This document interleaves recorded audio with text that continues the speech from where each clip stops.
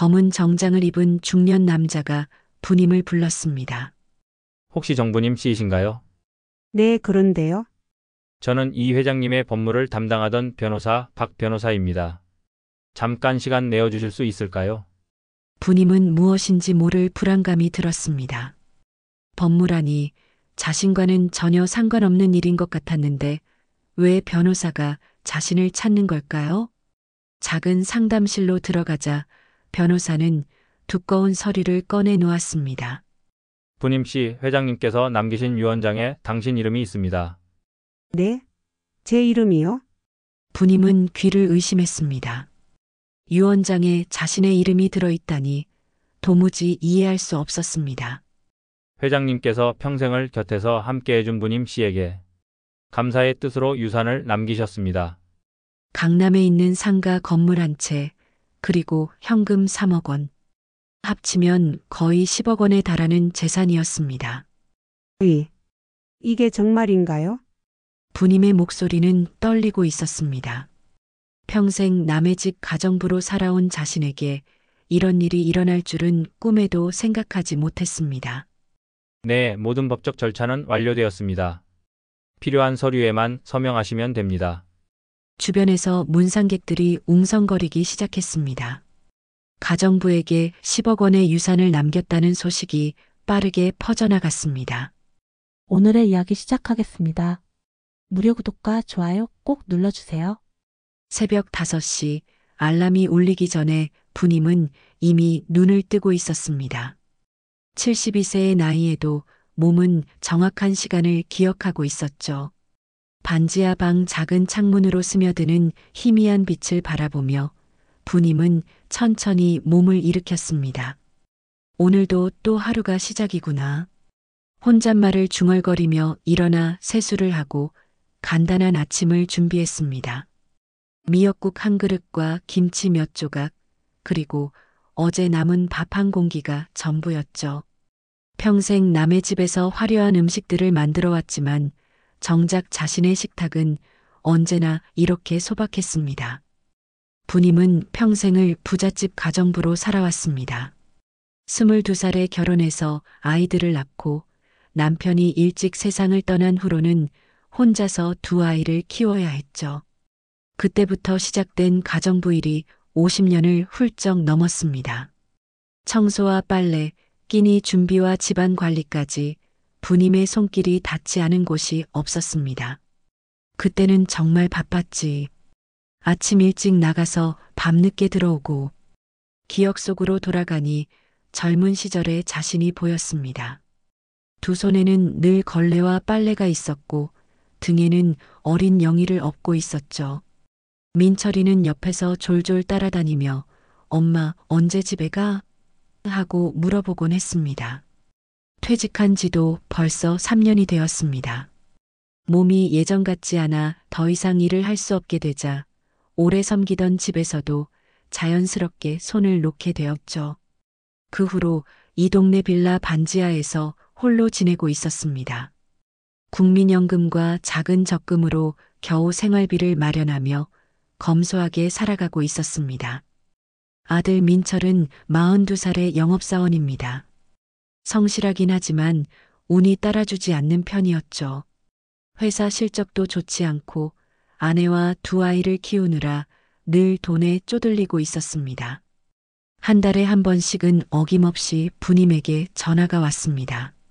엄마, 죄송하지만 이번 달 또 좀 어려워서요. 그럴 때마다 부님은 마음이 아팠습니다.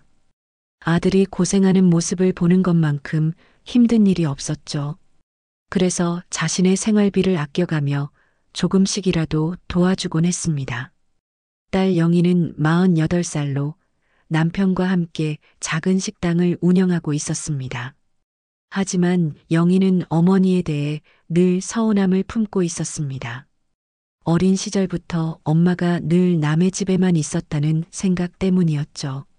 엄마는 평생 남의 집 살림만 했잖아요. 정작 우리 집은 엉망이었으면서 그런 말을 들을 때마다 부님의 가슴은 미어졌습니다.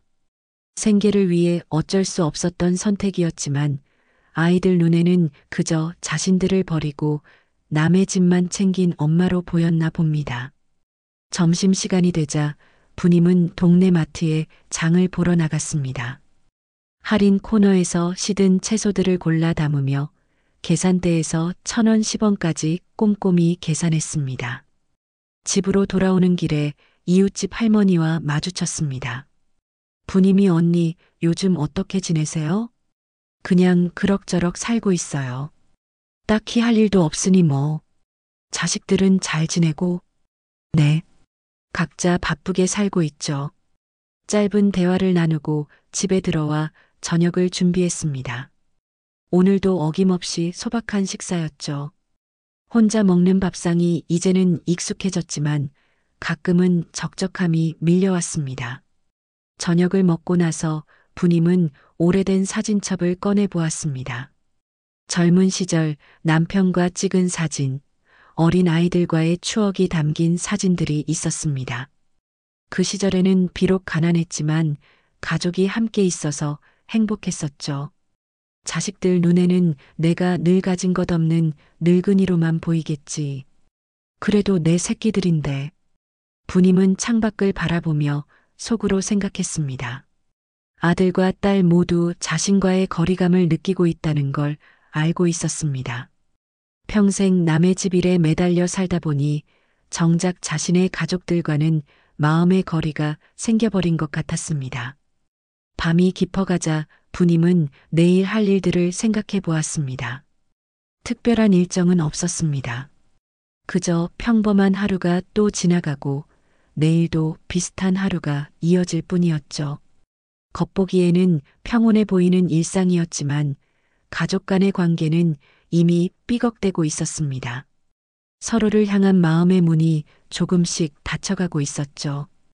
그날 밤 부님은 잠들기 전 작은 기도를 했습니다. 내일도 무사히 하루를 보낼 수 있게 해주세요. 그리고 우리 아이들이 건강하게 지낼 수 있게 해주세요. 부님의 또 다른 평범한 하루가 이렇게 저물어가고 있었습니다. 그렇게 평범한 일상이 흘러가던 어느 화요일 아침, 부님의 휴대폰이 울렸습니다. 낯선 번호였지만 목소리는 익숙했습니다. 부님 씨, 안녕하세요. 이 회장님 댁 김비서입니다. 부님은 깜짝 놀라며 전화기를 꽉 쥐었습니다. 50년 가까이 섬겼던 그 집, 이 회장님 댁에서 온 전화였습니다. 퇴직한 지 3년이 지났는데 왜 갑자기 연락이 온 걸까요? 아, 김 비서님. 안녕하세요. 그런데 무슨 일이세요? 부님 씨 회장님께서 지난주에 돌아가셨습니다. 순간 부님의 머릿속이 하얘졌습니다. 82세의 이 회장은 부님이 25살 때부터 모셨던 분이었습니다. 거의 반세기를 함께 보낸 사이였죠. 부님의 눈에서는 어느새 눈물이 흘러내리기 시작했습니다. 그런데 장례식에 꼭 참석해 주셨으면 합니다. 회장님께서 생전에 부님 씨 이야기를 자주 하셨거든요. 전화를 끊고 나서 부님은 한동안 멍하니 앉아 있었습니다. 이 회장과 함께했던 지난 시간들이 주마등처럼 스쳐 지나갔습니다. 처음 그 집에 들어갔을 때 회장님은 아직 젊은 사업가였습니다. 부님도 갓 25의 청춘이었고 갓 태어난 민철이를 업고 일을 시작했었죠. 회장님, 정말 돌아가신 거구나. 장례식장으로 향하는 버스 안에서 부님은 많은 생각에 잠겼습니다. 이 회장은 다른 부잣집 주인들과는 달랐습니다. 부님을 단순한 가정부가 아니라 가족의 일원처럼 대해 주었거든요. 부님의 아이들이 아플 때면 병원비를 대주기도 했고 명절 때마다 넉넉한 보너스도 챙겨주셨습니다. 장례식장에 도착하자 많은 사람들이 모여 있었습니다. 정치인들, 기업인들, 그리고 부님처럼 오랫동안 그 집에서 일했던 사람들까지 다양한 사람들이 고인을 추모하고 있었습니다. 부님은 조용히 구석자리에 앉아 마지막 인사를 드렸습니다.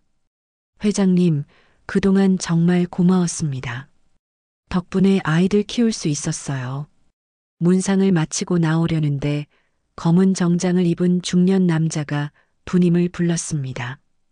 혹시 정부님 씨이신가요? 네, 그런데요.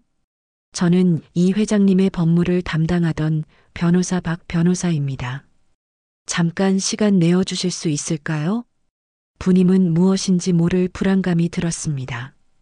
법무라니 자신과는 전혀 상관없는 일인 것 같았는데 왜 변호사가 자신을 찾는 걸까요? 작은 상담실로 들어가자 변호사는 두꺼운 서류를 꺼내 놓았습니다. 부님 씨, 회장님께서 남기신 유언장에 당신 이름이 있습니다. 네, 제 이름이요? 부님은 귀를 의심했습니다. 유언장에 자신의 이름이 들어있다니 도무지 이해할 수 없었습니다. 회장님께서 평생을 곁에서 함께해준 부님 씨에게 감사의 뜻으로 유산을 남기셨습니다. 변호사는 서류를 넘기며 차근차근 설명하기 시작했습니다. 강남에 있는 상가 건물 한 채, 그리고 현금 3억 원. 합치면 거의 10억 원에 달하는 재산이었습니다. 이게 정말인가요? 부님의 목소리는 떨리고 있었습니다. 평생 남의 집 가정부로 살아온 자신에게 이런 일이 일어날 줄은 꿈에도 생각하지 못했습니다. 네, 모든 법적 절차는 완료되었습니다. 필요한 서류에만 서명하시면 됩니다. 주변에서 문상객들이 웅성거리기 시작했습니다. 가정부에게 10억 원의 유산을 남겼다는 소식이 빠르게 퍼져나갔습니다. 저런 가정부가 10억을 받는다니. 그 집에서 뭔가 특별한 일이 있었나? 50년을 일했으니 그럴 수도 있지. 부님은 사람들의 시선과 수군거림에 얼굴이 빨갛게 달아올랐습니다. 부끄럽고 당황스러웠습니다. 동시에 회장님의 마지막 배려가 감사하기도 했죠. 집으로 돌아오는 길에 부님은 계속 꿈인지 현실인지 확신할 수 없었습니다.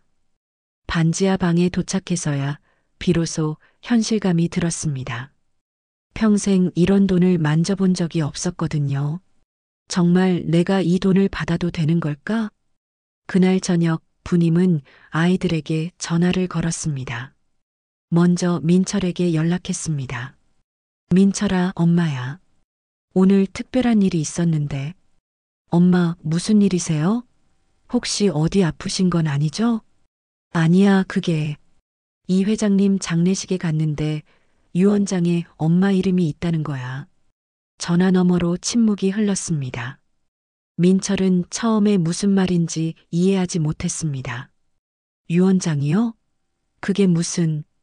부님이 자초지종을 설명하자 민철의 목소리가 급격히 달라졌습니다. 엄마, 정말요? 10억이라고요? 곧이어 영희에게도 전화를 걸었습니다. 영희의 반응도 비슷했습니다. 처음에는 믿지 못하다가 점점 흥분하기 시작했습니다. 엄마, 그럼 이제 우리 가족도 부자가 되는 거예요? 그날 밤 부님은 잠들 수가 없었습니다. 갑작스러운 변화에 머릿속이 복잡했습니다. 한편으로는 회장님의 마지막 배려가 감사했지만 다른 한편으로는 이런 큰 돈을 받아도 되는 건지 확신이 서지 않았습니다. 회장님, 정말 고맙습니다. 하지만 이제부터가 더 어려울 것 같아요. 부님은 이미 예감하고 있었습니다. 이 돈 때문에 앞으로 더 큰 문제들이 생길 수도 있다는 것을. 하지만 그때만 해도 그 문제가 얼마나 클지는 상상하지 못했습니다. 새벽이 되어서야 부님은 깊은 잠에 들 수 있었습니다. 꿈속에서도 회장님이 나타나 따뜻하게 미소 지으며 말했습니다. 부님 씨, 당신은 내 집을 지킨 게 아니라 내 삶을 지킨 사람이요. 유산상속 소식이 알려진 지 사흘이 지났을 때 부님의 휴대폰이 쉴 새 없이 울리기 시작했습니다. 먼저 전화를 건 건 아들 민철이었습니다. 엄마, 저 지금 엄마 집으로 가고 있어요. 무슨 일이야? 갑자기 왜? 그냥 엄마 얼굴 보고 싶어서요. 하지만 민철의 목소리에는 평소와 다른 절박함이 섞여 있었습니다. 1시간 후 민철이 반지하 집에 도착했을 때 그의 얼굴은 초췌해 보였습니다. 엄마 앉으세요. 할 말이 있어요. 부님은 불안한 마음으로 소파에 앉았습니다. 민철은 한참 동안 말을 꺼내지 못하다가 결국 입을 열었습니다. 엄마, 저 회사에서 큰 문제가 생겼어요. 무슨 문제? 영업 실적 부진으로 해고 통보를 받았어요. 그런데 더 큰 문제는 회사 거래처에서 빌린 돈이 3천만 원 있거든요. 부님의 얼굴이 굳어졌습니다. 아들이 그런 큰 빚을 지고 있었다는 사실에 충격을 받았습니다. 3천만 원이나? 언제부터 그런 돈을? 죄송해요, 엄마. 생활비가 부족해서 어쩔 수 없이. 그런데 이번 달 안에 갚지 못하면 법적 조치를 취한다고 해요. 민철은 눈물을 글썽이며 어머니를 바라봤습니다. 엄마, 제발 도와주세요. 이번만 도와주시면 다시는 이런 일 없을 거예요. 부님은 가슴이 답답해졌습니다. 아들이 힘들어하는 모습을 보니 마음이 아팠지만 갑작스럽게 생긴 큰 돈을 그렇게 써버려야 하는 건지 확신이 서지 않았습니다. 민철아, 그 돈은 아직 엄마 것도 아니고. 엄마, 그럼 저희 가족은 어떻게 해요? 아이들 학원비도 못 낼 상황이에요. 바로 그때 현관문이 벌컥 열리며 영희가 들어왔습니다. 영희의 얼굴에는 화가 가득했습니다. 오빠 역시 여기 있었네요. 영희야, 갑자기 왜 그래? 엄마, 오빠가 뭐라고 했는지 아세요? 동네 사람들한테 이미 엄마가 10억을 받았다고 자랑하고 다녔어요. 부님은 깜짝 놀랐습니다. 아직 공식적으로 확정되지도 않은 일을 아들이 벌써 소문내고 다녔다니요. 민철이 변명했습니다. 그게 친구들이 물어봐서 그냥이 어디 있어요. 덕분에 우리 식당까지 소문났잖아요. 영희는 부님 앞에 앉으며 목소리를 높였습니다. 엄마, 정말 실망이에요. 엄마는 평생 우리를 버리고 남의 집 살림만 했잖아요. 우리가 아플 때도 학교 행사가 있을 때도 엄마는 늘 그 집에만 있었고요. 부님의 가슴이 철렁 내려앉았습니다. 딸의 원망이 담긴 말들이 가슴 깊숙이 박혔습니다. 영희야, 엄마가 그래야만 했던 거 알잖니? 알아요. 하지만 결국 엄마가 남의 돈을 챙긴 거 아니에요? 그런 엄마가 이제 와서 우리 보고 어떻게 하라는 거예요? 영희의 말은 점점 거칠어졌습니다. 우리 식당 확장하려면 당장 5천만 원이 필요해요. 은행 대출도 안 나오는 상황인데 엄마만 도와주시면 되는 거잖아요. 민철도 맞장구 쳤습니다. 맞아요, 엄마. 우리 둘 다 도와주시면 7천만 원이면 돼요. 10억에 비하면 얼마 안 되잖아요. 부님은 머리가 어지러웠습니다. 두 아이가 동시에 돈을 요구하니 어떻게 해야 할지 모르겠었습니다. 애들아, 그 돈이 정말 내 돈이 맞는지도 아직 확실하지 않아. 그리고 엄마, 변호사가 확실하다고 했잖아요. 민철이 끼어들었습니다. 그때 영희가 냉정하게 말했습니다. 엄마, 솔직히 말해요. 그 집에서 뭔가 있었던 거죠? 가정부한테 10억을 주는 게 정상인가요? 부님의 얼굴이 빨갛게 달아올랐습니다. 딸의 말이 마치 자신에게 떳떳하지 못한 일이 있었다는 식으로 들렸거든요. 영희야, 엄마를 뭘로 보는 거야? 그럼 왜 그렇게 많은 돈을 줬을까요? 이상하잖아요. 집안은 순식간에 전쟁터가 되었습니다. 민철과 영희는 서로 더 많은 돈을 받으려고 다투기 시작했고, 부님은 그 사이에서 어떻게 해야 할지 몰라 했습니다. 바로 그때 이웃집 아주머니가 문을 두드렸습니다. 부님이 언니 집에 계세요? 부님이 문을 열자 아주머니의 표정이 묘했습니다. 언니 소문 들었어요. 정말 10억을 받으신 거예요? 그게 아직 확실하지 않아서. 언니 조심하세요. 동네에서 벌써 이상한 소문들이 돌고 있어요. 가정부가 그런 큰 돈을 받는 게 이상하다고. 아주머니가 돌아간 후 집안은 더욱 어수선해졌습니다. 민철과 영희는 여전히 자신들의 필요성을 주장하고 있었고 부님은 점점 숨이 막혀왔습니다. 애들아, 그만해라. 엄마가 머리가 아파. 하지만 두 남매는 멈출 기색이 없었습니다. 엄마, 저는 정말 급해요. 이번 주 안에 돈을 갚지 못하면 민철이 애원하듯 말했습니다. 오빠가 뭘 알아요? 식당 확장은 앞으로 몇십 년을 내다보고 하는 투자라고요. 영희도 지지 않았습니다. 그날 밤 부님은 혼자 남겨진 집에서 눈물을 흘렸습니다. 회장님의 마지막 배려가 이렇게 가족을 갈라놓을 줄은 몰랐습니다. 정말 내가 이 돈을 가져도 되는 걸까? 내 새끼들이 다투는 걸 보는 게 제일 두렵다. 창밖으로는 밤이 깊어가고 있었지만 부님의 마음속에는 더 깊은 어둠이 찾아오고 있었습니다. 평생 가난하게 살면서도 가족만큼은 화목했는데 갑작스러운 돈 때문에 모든 것이 흔들리고 있었습니다. 휴대폰에는 민철과 영희에게서 온 문자 메시지들이 계속 쌓여가고 있었습니다. 각자 자신의 상황이 더 급하다며 어머니를 설득하려는 내용들이었습니다. 부님은 그 메시지들을 보며 한숨을 깊게 내쉬었습니다.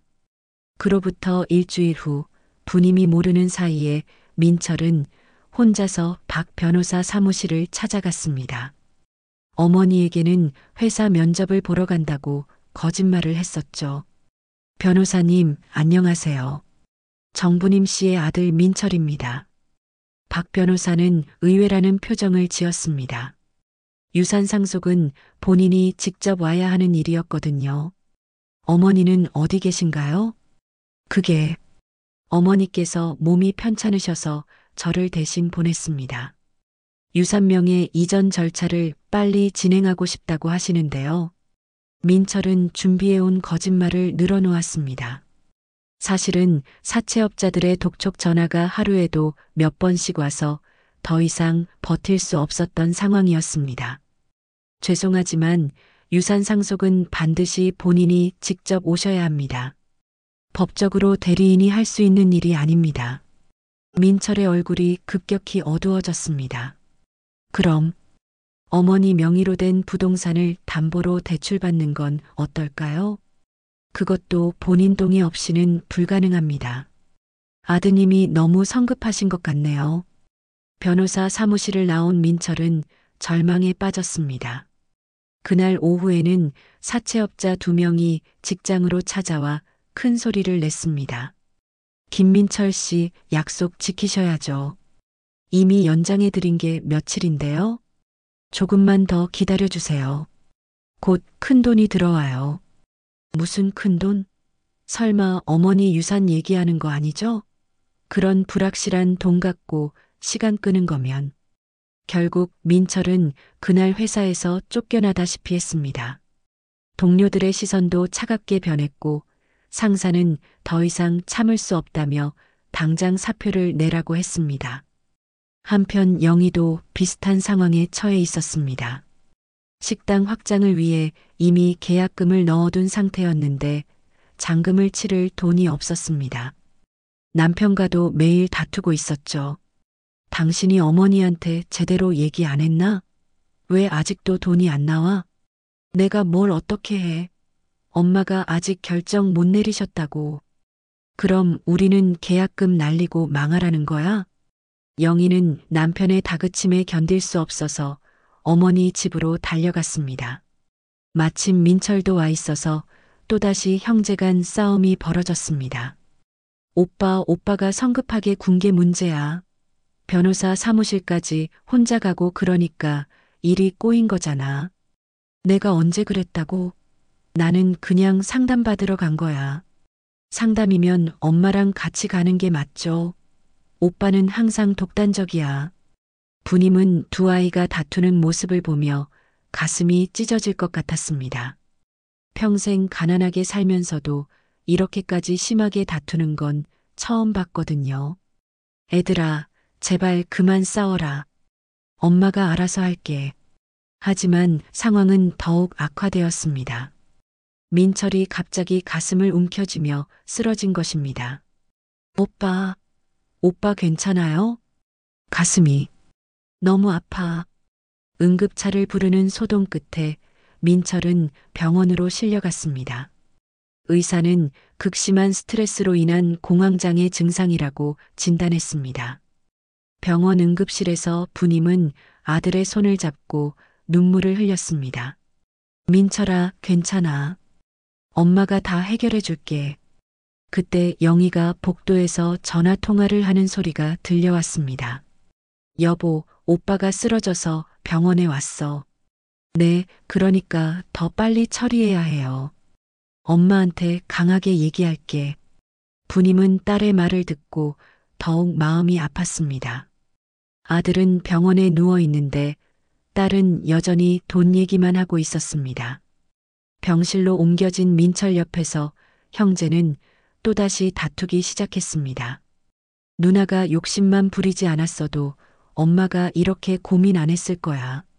내가 평생 빚만 안 졌어도 엄마가 고생을 안 했어. 내가 언제 엄마한테 빚 때문에 고생시켰어?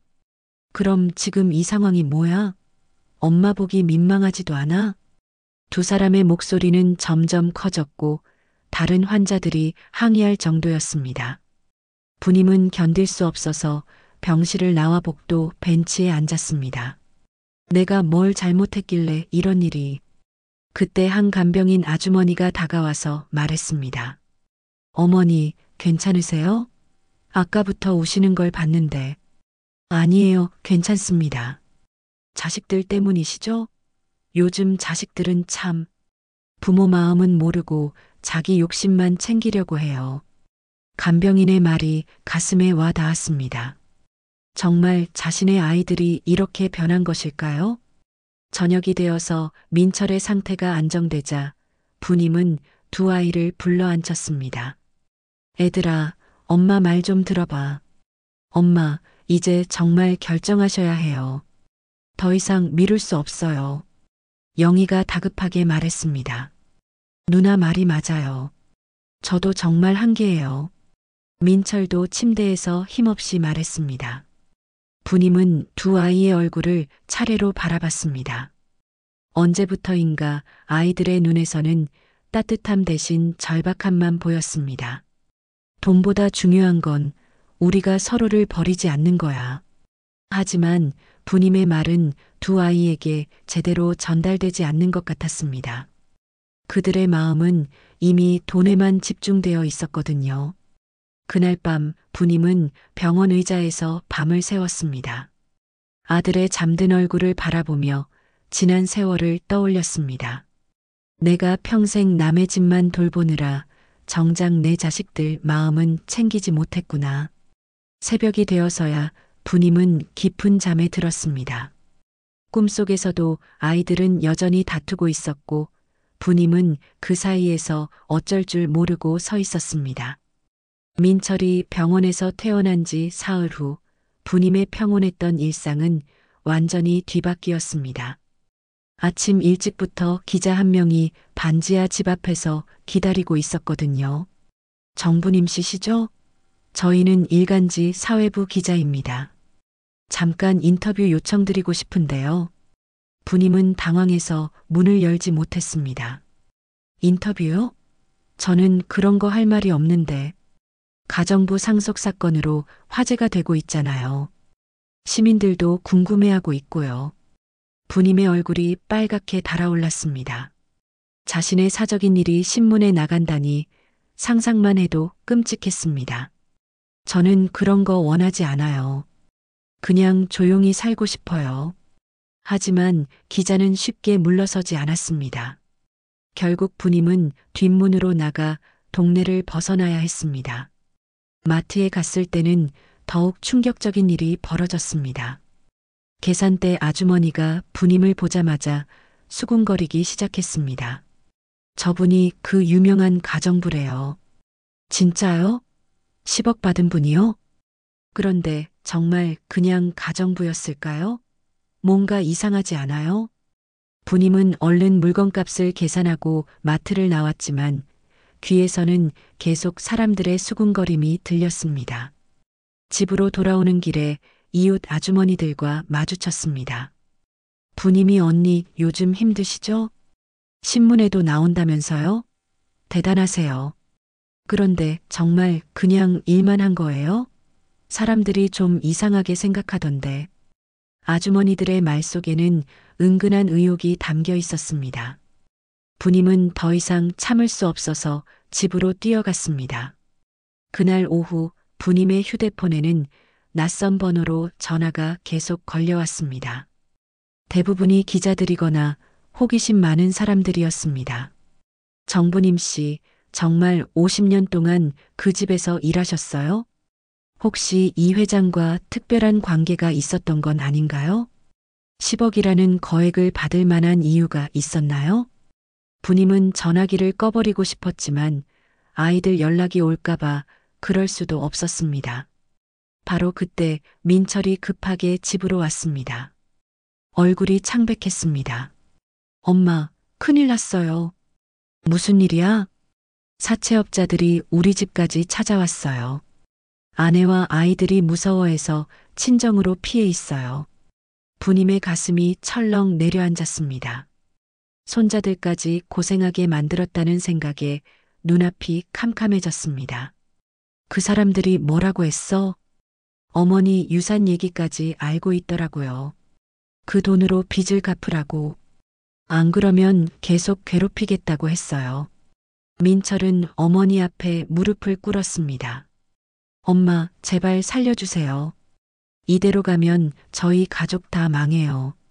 부님은 아들의 처절한 모습에 가슴이 찢어질 것 같았습니다. 하지만 동시에 화도 났습니다. 왜 아들이 이런 상황까지 가도록 내버려뒀을까요? 그때 영희도 울면서 들어왔습니다. 엄마, 저희 식당 문 닫아야 할 것 같아요. 무슨 소리야? 손님들이 안 와요. 신문 기사 보고 나쁜 소문이 퍼졌나 봐요. 어떤 손님은 대놓고 가정부 딸이 하는 식당이라고 수군거리더라고요. 영희는 눈물범벅이 된 얼굴로 계속 말했습니다. 남편은 저한테 화내고 시어머니는 결혼 잘못했다고 핀잔 주고. 엄마, 저 정말 견딜 수 없어요. 부님은 두 아이의 모습을 보며 절망감에 빠졌습니다. 회장님의 마지막 배려가 이렇게 가족을 망가뜨릴 줄은 꿈에도 생각하지 못했습니다. 내가 뭘 잘못했길래 이런 일이. 그날 저녁 부님은 홀로 앉아 눈물을 흘렸습니다. 텔레비전에서는 자신에 대한 뉴스가 나오고 있었습니다. 가정부 10억 상속 논란이 계속되고 있습니다. 시민들은 일반적이지 않은 거액의 상속에 대해 의문을 제기하고 있습니다. 화면에는 자신의 집안 모습과 함께 동네 사람들의 인터뷰가 나왔습니다. 평범한 가정부가 그런 큰 돈을 받는 게 좀 이상하죠. 50년 일했다고 해도 10억은 너무 과한 것 같아요. 부님은 텔레비전을 꺼버렸습니다. 더 이상 볼 수가 없었습니다. 그날 밤 부님은 잠들 수가 없었습니다. 이 회장과 함께했던 지난 시간들을 떠올렸습니다. 정말 자신이 그 돈을 받을 자격이 있는 걸까요? 새벽 3시쯤 부님은 일어나 오래된 상자를 꺼냈습니다. 그 안에는 이 회장 댁에서 일하며 모은 추억들이 들어 있었습니다. 명절 때 받은 편지들, 아이들이 아플 때 회장님이 써주신 추천서들, 그리고 마지막에 받은 감사 인사장까지. 편지 중 하나를 펼쳐보았습니다. 부님 씨, 당신 덕분에 우리 집이 따뜻했습니다. 당신은 단순히 집안일을 해주는 분이 아니라 우리 가족의 일원이었습니다. 편지를 읽으며 부님은 또다시 눈물을 흘렸습니다. 회장님의 진심은 알겠지만 그 진심이 지금 자신과 가족을 이렇게 힘들게 만들고 있었습니다. 내가 평생 남의 집만 돌보느라 정작 내 자식들 마음은 챙기지 못했구나. 부님은 그제야 깨달았습니다. 자신이 다른 집에서 인정받고 사랑받는 동안 정작 자신의 아이들과는 마음의 거리가 생겨버렸다는 것을. 아이들이 어머니를 원망하는 이유도, 지금 이렇게 절박하게 돈만 바라보는 이유도 결국은 그 때문이었을 것입니다. 창밖으로는 새벽이 밝아오고 있었지만 부님의 마음은 더욱 어두워져만 갔습니다. 언론의 관심, 사람들의 시선, 그리고 무엇보다 아이들의 변해버린 모습까지 모든 것이 감당하기 힘들었습니다. 부님은 회장님의 사진을 바라보며 속삭였습니다. 회장님, 어떻게 해야 할까요? 이 돈 때문에 우리 가족이 다 망가지고 있어요. 하지만 사진 속의 회장님은 여전히 따뜻한 미소만 지을 뿐 답을 주지는 않았습니다. 새벽의 정막 속에서 부님은 이 회장과의 추억이 담긴 편지들을 하나씩 다시 읽어보았습니다. 그 중에서도 특별한 편지 하나가 눈에 띄었습니다. 회장님이 70생일 때 직접 써주신 것이었죠. 부님 씨, 당신은 내 집을 지킨 게 아니라 내 삶을 지킨 사람이요. 내가 사업에 실패했을 때도, 아내가 아팠을 때도, 자식들이 방황할 때도 당신이 있어서 우리 가족이 버틸 수 있었소. 당신의 묵묵한 헌신이 없었다면 우리는 진작 무너졌을 것이요. 부님은 편지를 읽으며 그때의 기억들이 되살아났습니다. 회장님이 사업부도 위기에 처했을 때 온 집안이 우울한 기운에 젖어 있었습니다. 그때 부님은 평소보다 더 정성스럽게 집안일을 했습니다. 따뜻한 차를 끓여드리고 밤늦게까지 서재에서 고민하는 회장님께 담요를 덮어드리기도 했죠. 그때 회장님이 나한테 말씀하셨지. 부님 씨 덕분에 이 집이 집다워진다고. 회장님의 부인이 암 투병을 할 때도 부님은 특별히 신경을 써서 몸에 좋은 음식을 준비했습니다. 병원 왕복길에 지친 회장님을 위해서는 든든한 도시락도 싸드렸고요. 내가 그냥 돈을 받고 일만 한 게 아니었어. 정말 그 집 가족처럼 살았던 거야. 부님은 그제야 깨달았습니다. 유산은 단순히 돈이 아니라 자신의 삶이 결코 헛되지 않았다는 증거라는 것을. 50년이라는 긴 세월 동안 한 집안을 지켜온 자신의 노고를 회장님이 마지막까지 기억해 주신 것이었습니다.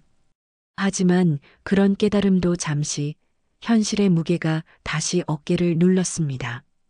아침이 되자 또다시 기자들이 집 앞에 몰려왔고 동네 사람들의 시선도 여전히 따가웠습니다. 부님은 용기를 내어 아이들을 불러 모았습니다. 이제는 정말로 결정을 내려야 할 때였습니다. 애들아, 엄마가 할 말이 있어. 민철과 영희는 기대에 찬 눈으로 어머니를 바라봤습니다.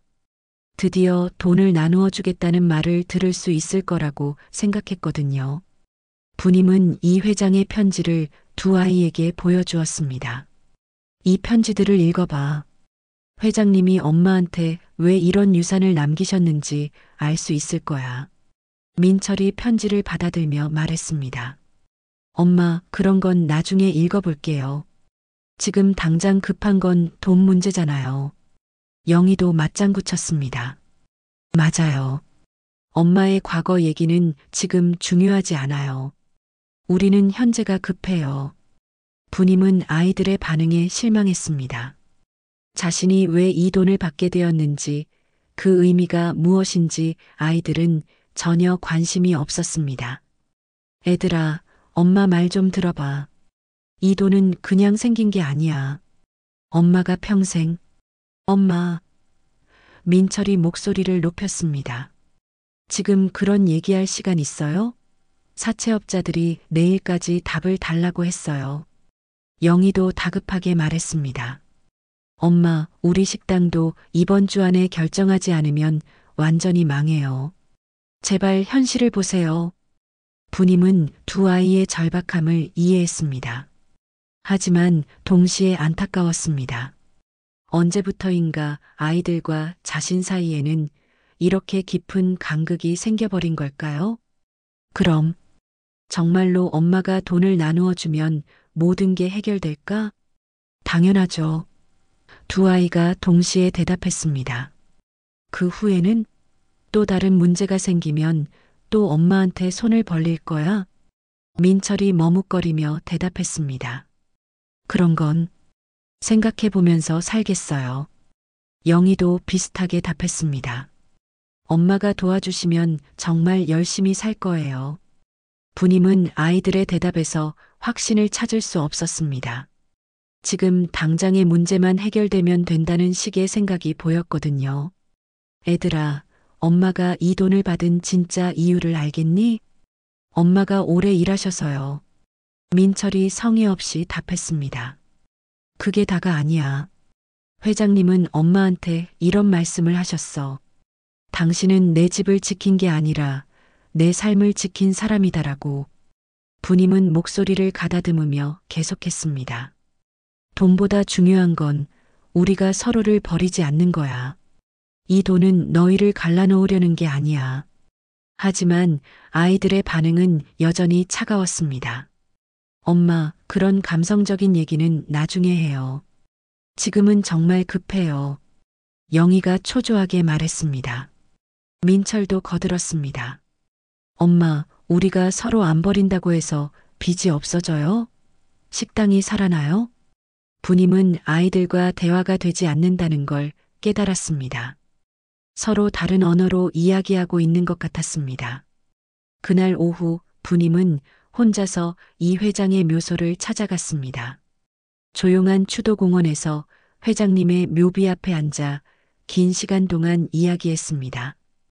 회장님, 정말 고마웠어요. 덕분에 제 인생이 헛되지 않았다는 걸 알게 됐어요. 바람에 나뭇잎들이 흔들리며 마치 회장님이 답하는 것 같았습니다. 하지만 이 돈 때문에 우리 아이들이 망가지고 있어요. 어떻게 해야 할지 모르겠어요. 부님은 묘비에 손을 얹고 조용히 기도했습니다. 올바른 길이 무엇인지 깨달을 수 있도록 지혜를 달라고 말입니다. 집으로 돌아오는 길에 부님은 마음속에서 답을 찾기 시작했습니다. 회장님의 유산은 단순히 돈이 아니었습니다. 그것은 한 사람의 인생에 대한 인정이었고 존중이었습니다.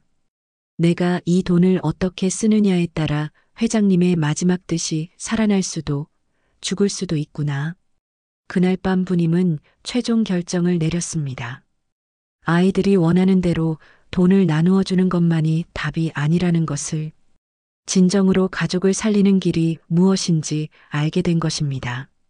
부님은 내일 아이들에게 자신의 결정을 알리기로 했습니다. 그것이 어떤 결과를 가져올지 예상할 수 있었지만 이제는 확신이 서 있었습니다. 다음 날 아침 부님은 민철과 영희를 박 변호사 사무실로 불러냈습니다. 드디어 유산 분할에 대한 최종 결론을 내리겠다고 했거든요. 엄마, 정말 고마워요. 이제야 결정해 주시는군요. 민철이 안도의 표정으로 말했습니다. 영희도 기대에 찬 목소리로 말했습니다. 엄마, 그래도 제가 더 급하다는 거 알죠? 식당은 정말 이번이 마지막 기회예요. 변호사 사무실에 도착하자 박 변호사가 필요한 서류들을 준비해 놓고 있었습니다. 오늘 최종 결정을 내리시겠다고 하셨는데 어떻게 하시겠습니까? 부님은 깊게 숨을 쉬고 입을 열었습니다. 제가 결정한 거는요. 민철과 영희가 숨을 죽이고 어머니를 바라봤습니다. 이 돈 다 사회에 기부하겠습니다. 순간 변호사 사무실이 조용해졌습니다. 민철과 영희는 자신들의 귀를 의심했습니다. 엄마, 지금 뭐라고 하신 거예요? 민철이 떨리는 목소리로 물었습니다. 기부요? 전부 다요? 영희도 믿을 수 없다는 표정이었습니다. 부님은 단호하게 고개를 끄덕였습니다. 네, 10억 전체를 어려운 사람들을 위해 쓰겠습니다. 엄마. 민철이 벌떡 일어나며 소리쳤습니다. 그럼 우리는 뭐가 되는데요? 영희도 눈물을 흘리며 말했습니다. 엄마, 우린 평생 엄마 때문에 고생했는데 결국 남 주겠다고요? 부님은 두 아이의 반응을 예상하고 있었지만 실제로 보니 가슴이 아팠습니다. 애들아, 엄마 말 좀 들어봐. 무슨 말을 더 들어요? 민철이 화를 내며 말했습니다. 저는 지금 당장 사채업자들한테 쫓기고 있어요. 영희도 울부짖었습니다. 엄마가 평생 남의 집만 챙기더니 결국 우리는 버리는 거네요. 박 변호사가 난처한 표정으로 끼어들었습니다. 잠깐 진정하시고 이런 중요한 결정은 신중하게 하셔야 합니다. 하지만 부님의 마음은 이미 굳어져 있었습니다. 변호사님, 기부 절차는 어떻게 진행하면 됩니까?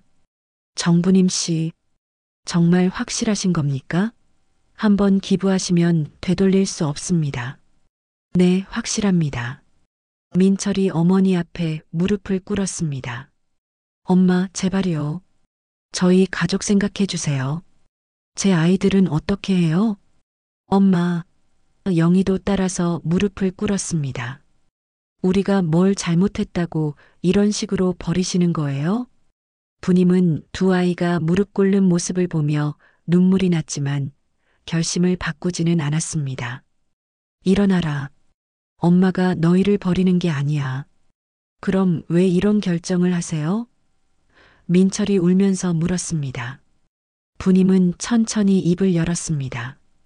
민철아, 영희야. 엄마가 이 돈을 너희한테 나누어 준다고 해서 정말 모든 게 해결될까? 당연하죠. 두 아이가 동시에 대답했습니다. 그럼 그 돈을 다 쓰고 나면 또 다른 문제가 생기면 어떻게 할 거야? 민철이 머뭇거렸습니다. 그건 그때 가서 생각해 보죠. 바로 그거야. 너희는 지금 당장의 문제만 생각하고 있어. 부님은 목소리를 가다듬고 계속했습니다. 돈으로는 너희 상처 못 고쳐준다. 내가 줄 수 있는 건 내 남은 사랑뿐이다. 영희가 화를 내며 말했습니다. 사랑이 밥 먹여줘요? 사랑이 빚 갚아줘요? 영희야, 너는 지금 돈만 보이니? 당연하죠. 현실이 그런데 뭘 어떻게 해요? 부님은 두 아이를 차례로 바라보며 말했습니다. 너희가 엄마한테 원망하는 게 뭔지 안다. 엄마가 평생 남의 집만 챙기고 너희는 소홀히 했다고 생각하지? 두 아이는 대답하지 않았지만 표정으로 인정하고 있었습니다. 그런데 지금 너희가 하고 있는 게 뭐야? 엄마한테서 돈만 받으면 된다고 생각하고 있잖아. 그게 뭐가 잘못됐어요? 민철이 반박했습니다. 엄마의 마음은 생각 안 해봤어? 엄마가 왜 이런 결정을 내렸는지 궁금하지도 않고? 부님은 박 변호사를 바라보며 말했습니다. 변호사님, 기부처는 어려운 가정의 아이들을 돕는 곳으로 정했습니다. 특히 부모를 잃고 혼자 살아가는 아이들을 위해 써주세요. 알겠습니다. 그런데, 그리고 한 가지 조건이 있습니다. 이 기부가 언론에 알려지지 않도록 해주세요. 조용히 진행하고 싶습니다. 민철과 영희는 어머니의 단호한 모습에 완전히 당황했습니다. 엄마, 정말 우리 생각은 안 하시는 거예요? 영희가 마지막으로 애원했습니다.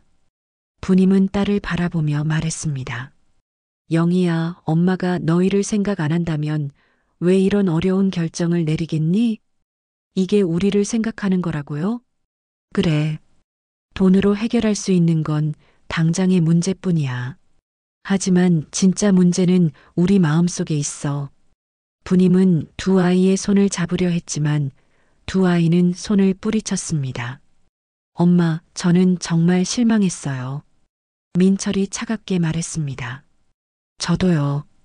엄마는 끝까지 우리보다 남을 더 생각하시는군요.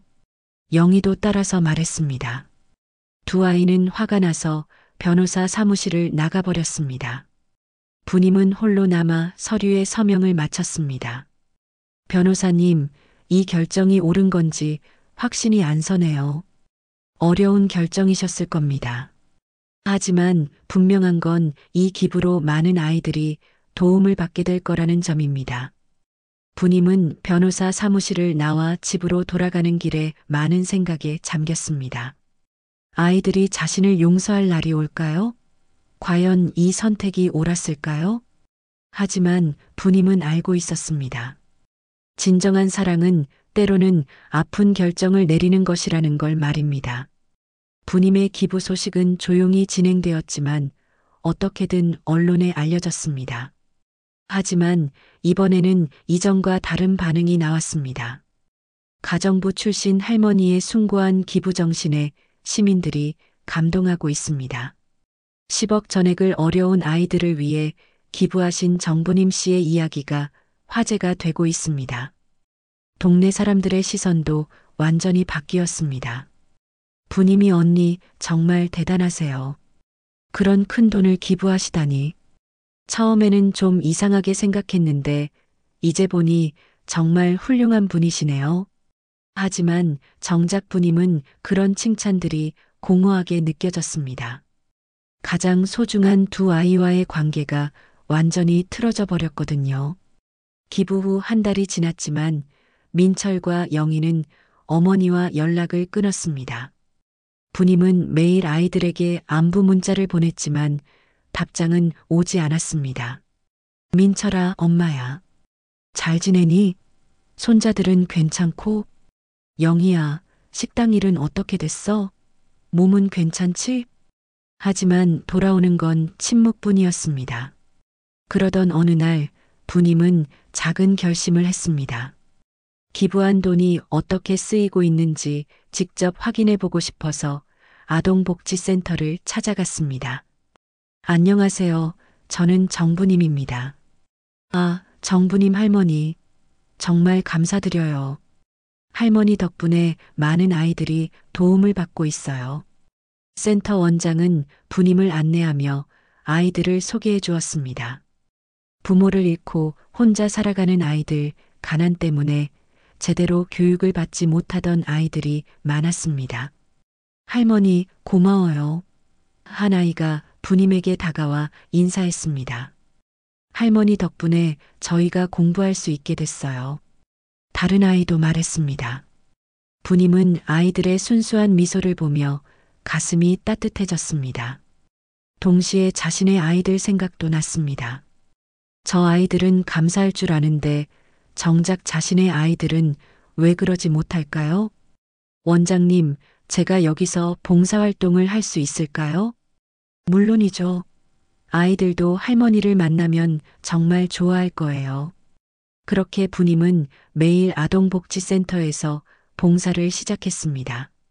아이들의 밥을 차려주고 빨래를 해주고 숙제도 도와주었습니다. 마치 이 회장 댁에서 했던 일들을 다시 하는 것 같았지만 이번에는 더 큰 보람을 느꼈습니다.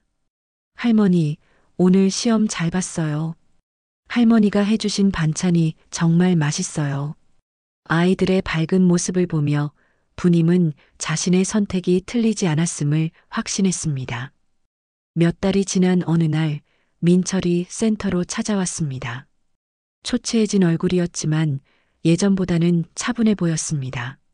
엄마. 부님은 깜짝 놀라며 아들을 바라봤습니다. 민철아, 어떻게 여기를? 엄마가 여기서 봉사한다는 소문을 들었어요. 민철은 주변을 둘러보며 말했습니다. 엄마, 결국 스스로 해결했어요. 빚도 다 갚고 새로운 일자리도 구했어요.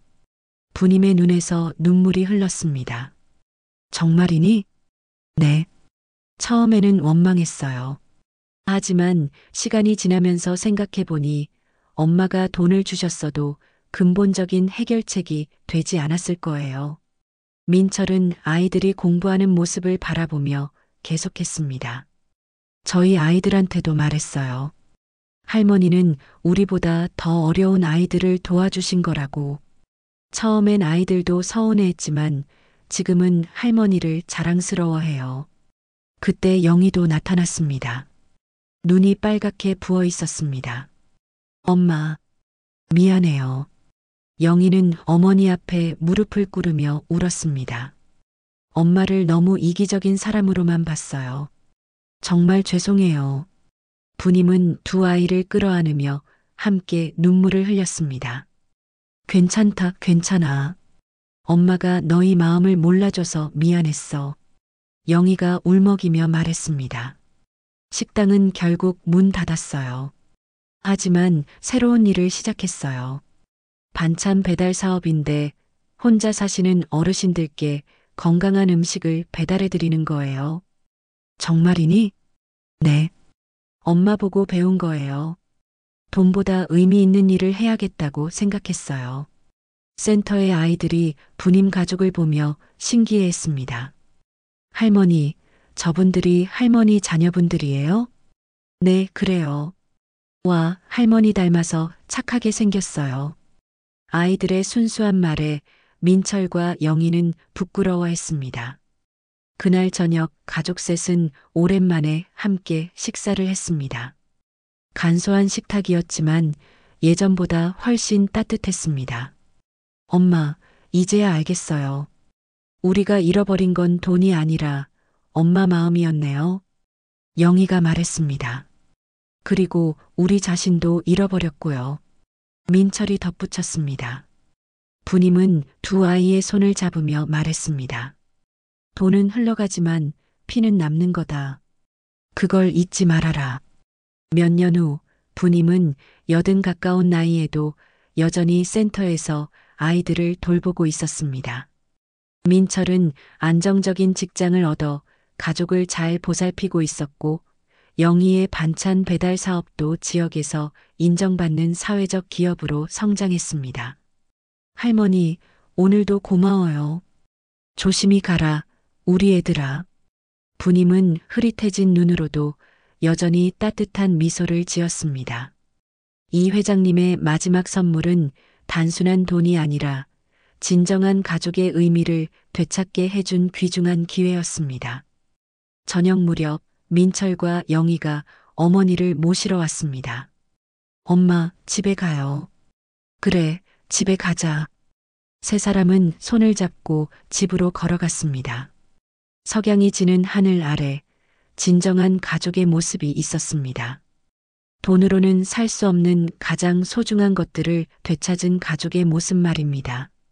오늘의 이야기 어떠셨나요? 소중한 의견을 댓글에 적어주세요. 무료 구독과 좋아요는 꼭 눌러주세요. 감사합니다.